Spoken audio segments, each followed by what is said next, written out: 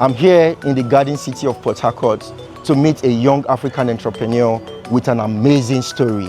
This is not just an ordinary story of grass to grace.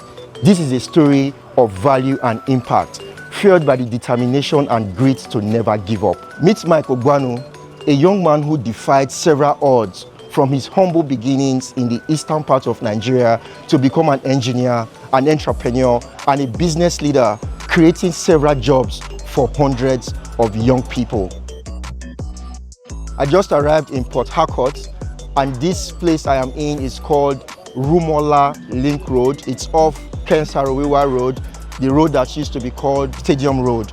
It is this location I'm meeting Mike Ogbuanu and gets to start interacting with him. So I can't wait for you guys to hear his story. So follow me as I find Mike Ogbuanu. Come on, guys.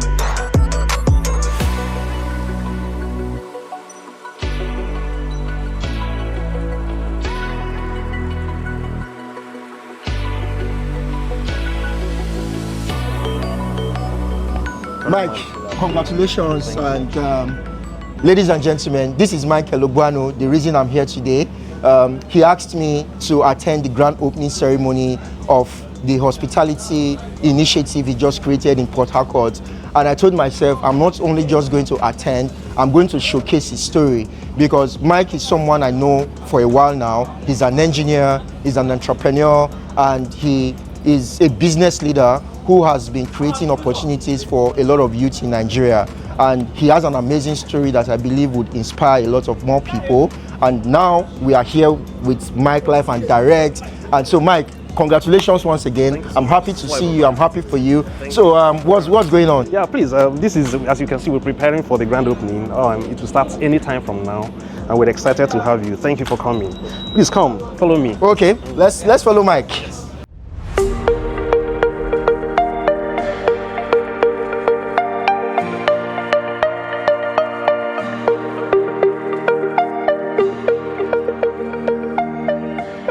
Thank you. All right, thank you. All right, thank you. So, welcome to Ruston's, yes. Wow. So this is our reception area, reception and then sitting area, and wow, to wait for a few times or for somebody if you have to wait. Before we even sit down, I'm sure people want to get to know who Mike is. Yep. So can you tell us, who is Mike?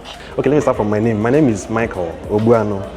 I'm from Abia State, from a village called Umuye Ihechiowa. Say that again? Umuye Ihechiowa. Umuye Ihechiowa. Correct. Interesting. Yes. So it's a village in Harcourt local government area that is in Abia State.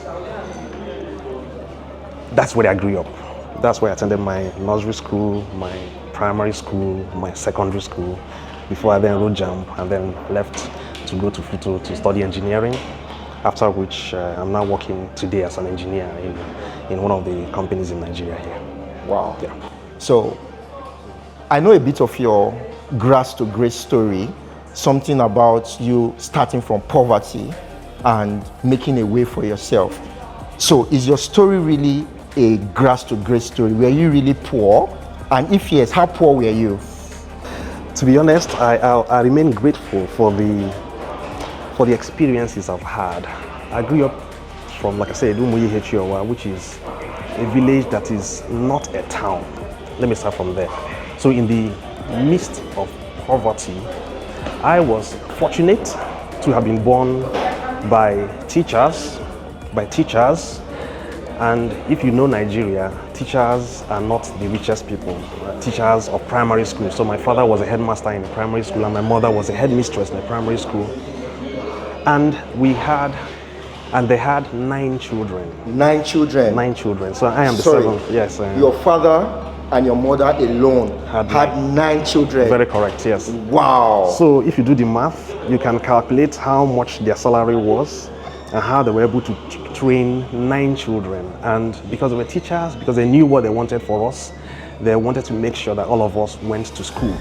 So do the math again and calculate how much it will cost them to train all 9 of us in school. So you are 9 kids, And your parents trained all 9 of you through universities? All of us, yes. All 9 of us, yes. Amazing. So, but if they were poor people, how did they afford to do all of those? So that's why I said that I was one of the fortunate ones, because they had a grand plan. I believe if you plan your life, you can achieve a lot. One of the things that they did was to space us out in how we were born. So we're spaced out by 2 years, and in some cases 3 years. So that gave them opportunity to train us one at a time.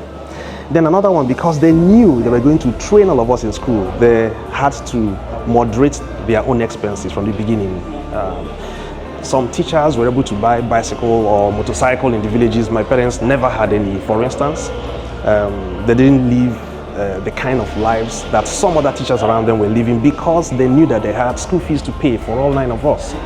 So because of that planning, they were able to manage to train us. And then for us too, we knew where we were coming from. So being in school, you knew we're not going to be living a life of luxury. In my case too, for instance, while I was in school, I never bought any textbook. Not because I didn't want to buy any textbook, because I could not afford to buy. I simply could not afford to buy the textbook.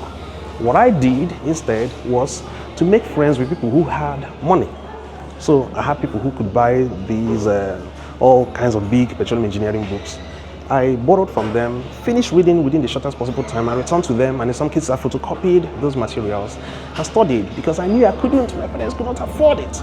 When I graduated from school, I came back with a Ghana Must Go full of photocopied materials, and that's how many of us lived our lives in school. We knew where we were coming from, and we had to moderate ourselves. Wow. You know, sometimes people start from somewhere, and you see them, you never really know where their story or their journey began from.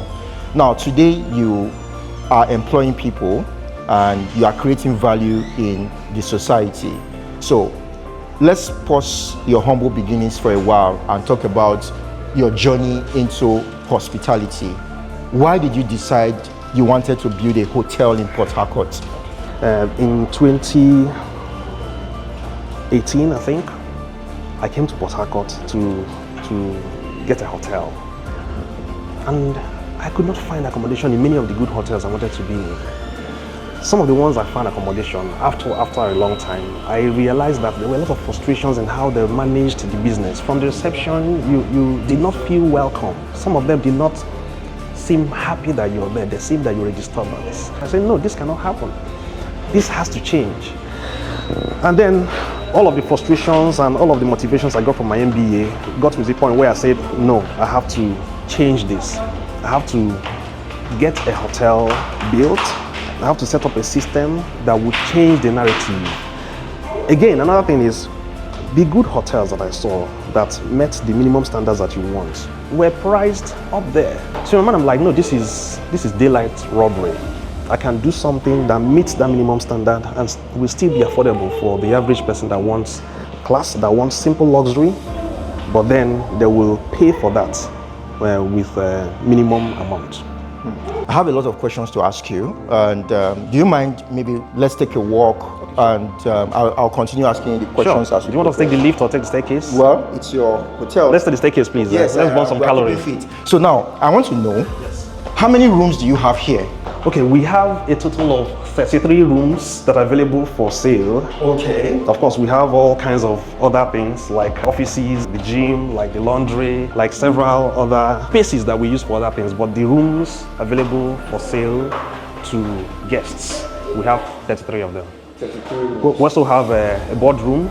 We like to call it a boardroom instead of a conference room because of the kind of industry we're trying to serve.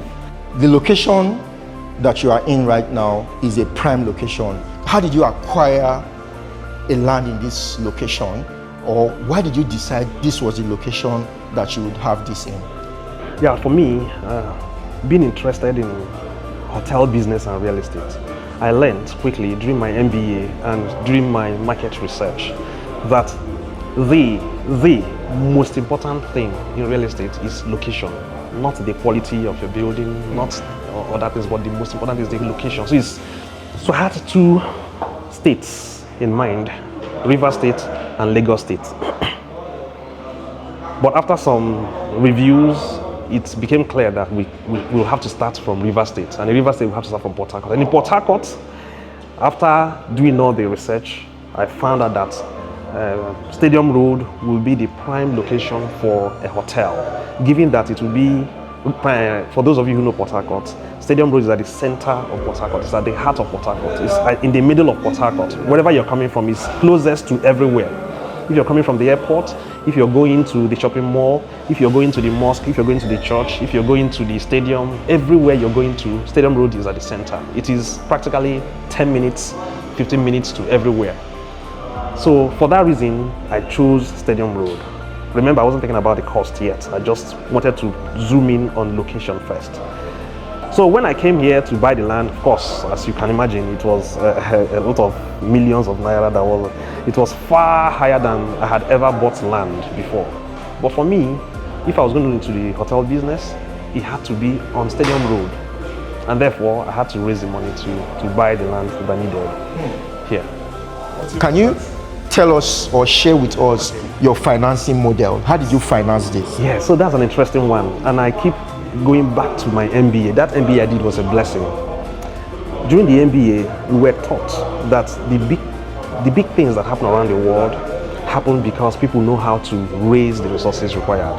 Resources will include money, it will include materials, it will include men, it will include other things. And the majority, if not all, of those people don't use their personal money to do what needs to be done, because you can't even afford it with your personal money. There are only few people around the world that can afford things with their personal money. Dangote does not use personal money. Elon Musk does not use personal money. So why should I use my personal mega money? So I had to come up with a model. I had to find a way to leverage the job I was doing to then get the loans that I needed, in addition to other sources of income from here and there that I've been working on. So I started from there, maxing out, like my friends would say, maxing out on loans from all possible angles, from banks, from cooperative, from everywhere else, from friends, from family. I started from there. I had maxed out on all my loans. It was difficult because every month you have nearly nothing to live on because you're paying interests on the various loans. But after some time, I had two options. Either to continue doing this gradually for the next 10 years until I'm able to complete it, or to bring in a few other people who can come as investors to help us to speed up this project.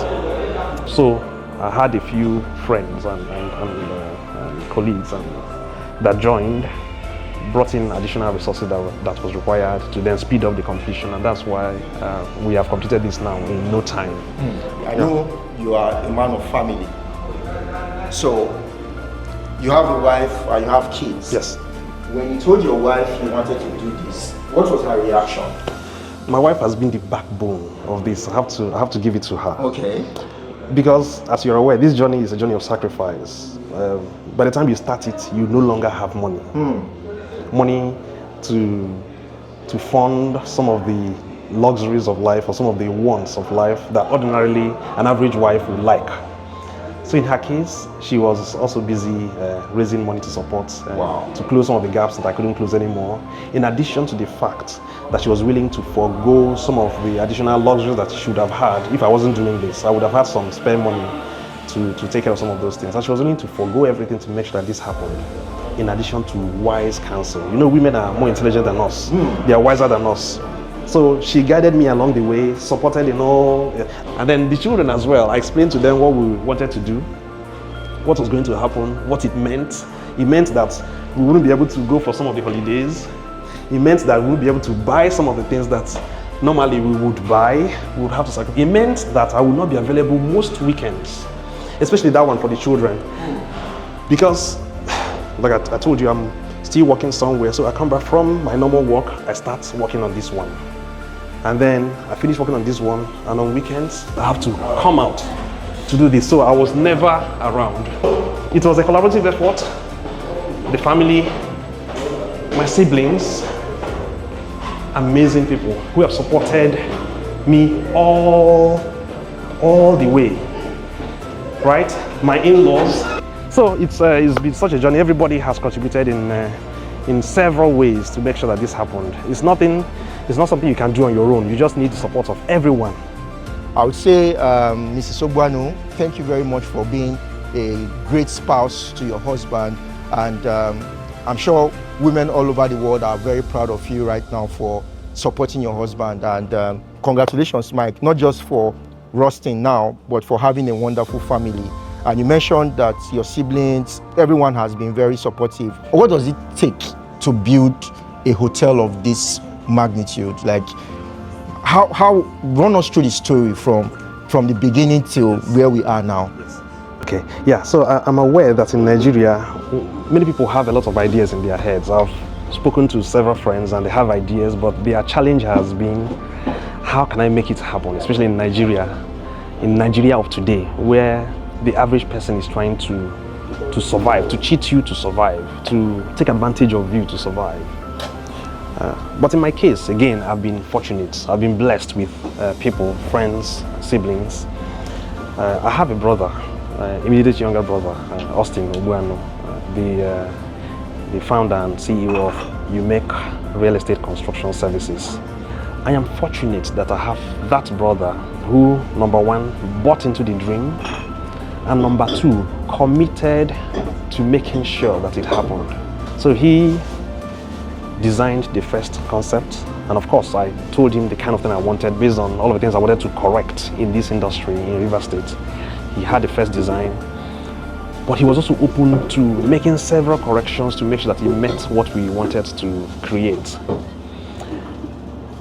So that's not just him, but also the people that have worked with him and for him, and others who have worked for us in different ways. The majority of them have been committed to the vision. So I've tried to get everyone, irrespective of who you are, the electrician, the plumber, everybody.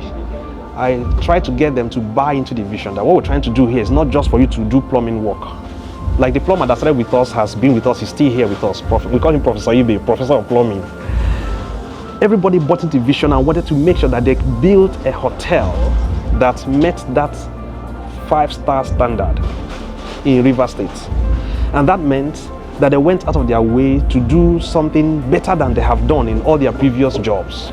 So all of these people bought into this dream, and we have all worked together to get it to where it is. But at every point, they have become clear in their minds that I was not taking advantage of them, that I was going to compensate them fairly for the job that they do, for the work they do for me, and it was going to be a win-win situation. Several times on my own, I have called them to say, come on guys, I'm ready for us to review your rates. Several times I have said, guy, you look tired. Can you stop and eat first? I'm happy to delay this work. Several times I have said, you really look stressed out. We're happy to pause this work for 1 week for you to have some rest before you come back to continue. You know, that kind of thing. So they saw that I cared. They saw that I wasn't taking advantage of them. They saw that I respected them as individuals, as persons. And that and several other things may have contributed to how they bought into the project and decided to make the necessary sacrifices to make sure that this happened. You said you wanted to create something of high taste, high quality at an affordable price. So what does affordability mean? The reality is, you have to, if you're in business, you have to be in business for a certain set of people. So for me, I'm targeting middle class and above.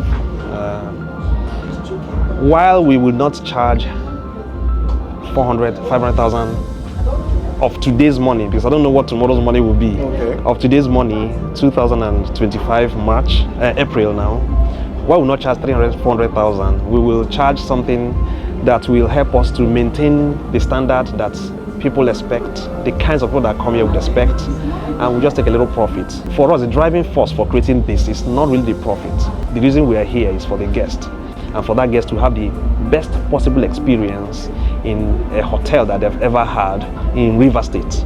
Let's start from Rivers State first, so that when you hear superb guest experience, you think Rustin Hotels.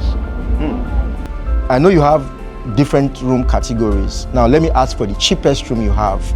As of today, 2025, I want to come to stay in Rustin Hotel. What is the amount of money that I can get your cheapest room for? Okay. So I know it's subject to change. Yes, subject, yes. Based on economic, but as at when we are recording this, guys, Yes. that's when I'm as at today. Correct. Yes. Yeah, so today, our cheapest room, no, we don't like to say cheap. Okay. Our least expensive room Okay.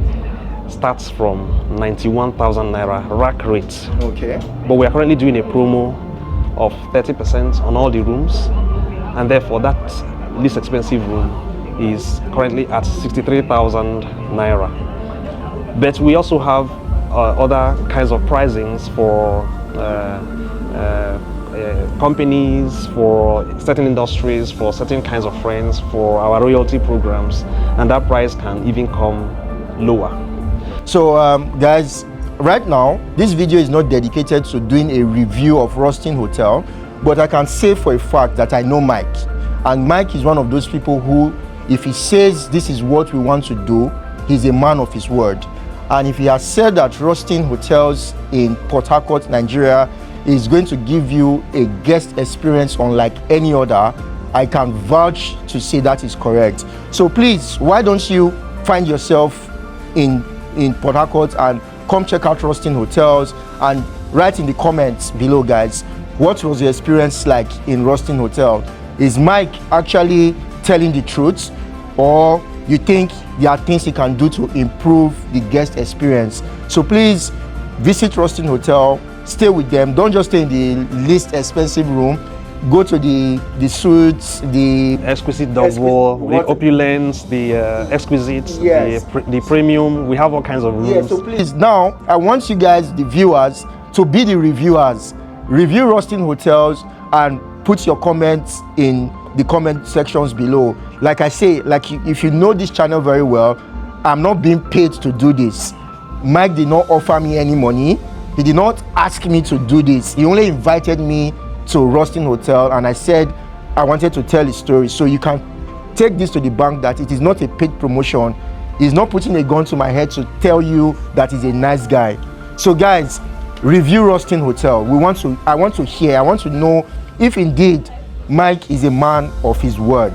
So that is what I would have to say. And when I would hold you accountable, when comments come, you and I will come and read them together. And if there are things that are positive, I'll give it thumbs up.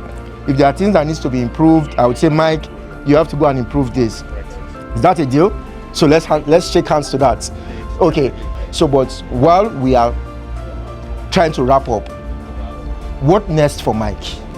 What next for Rustin? Because they say successful people don't create something successful and go to sleep. There always has to be something else. So I'm sure people who are watching, who are getting inspired by you now, would want to know what next for you. Yeah, okay, so for me, I didn't mention earlier, one of the driving factors for creating these two was to create job opportunities. As you're aware, there are several people who need to work here. So a lot of people are now making a living because they are working for us, which is really good. So I'm hoping that a few more people will also come in the near future to make sure that this succeeds. What's next?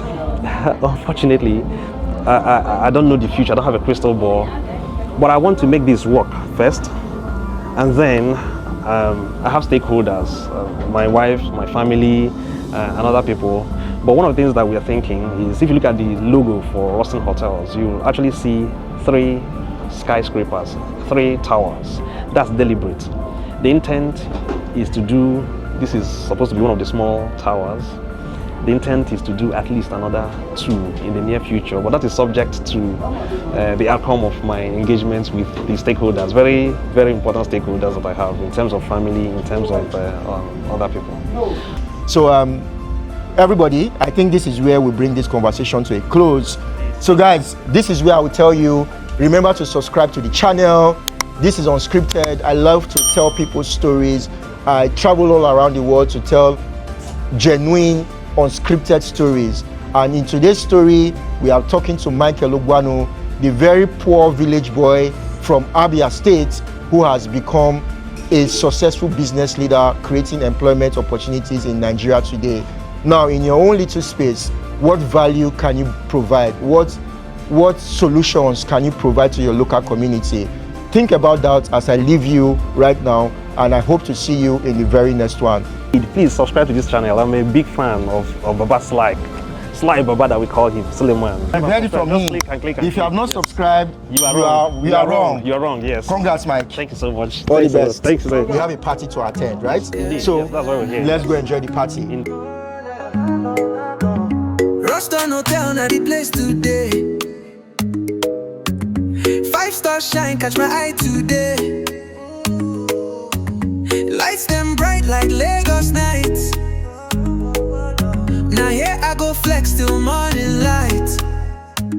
Yeah.